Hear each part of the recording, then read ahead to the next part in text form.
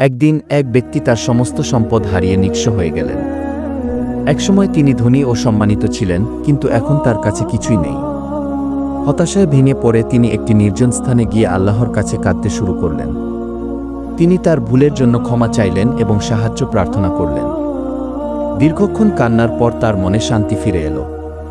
তিনি অনুভব করলেন আল্লাহ তাকে ত্যাগ করেননি।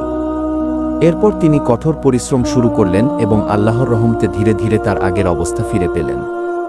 এই গল্পটি আমাদের শেখায় যে যতই কঠিন পরিস্থিতি হোক না কেন, আল্লাহর উপর ভরসা রাখলে এবং ধৈর্য ধরলে তিনি অবশ্যই সাহায্য করেন। দুঃখের পর সুখ আসে। আল্লাহ কিন্তু বলেননি কষ্টের পরে স্বস্তি আছে, আল্লাহ বলেছেন কষ্টের সাথেই স্বস্তি আছে। প্রতিটা কষ্টই আসলে আমাদের জন্য স্বস্তি, কষ্টের মুহূর্তটা ইটসেলফ আমাদের জন্য স্বস্তি।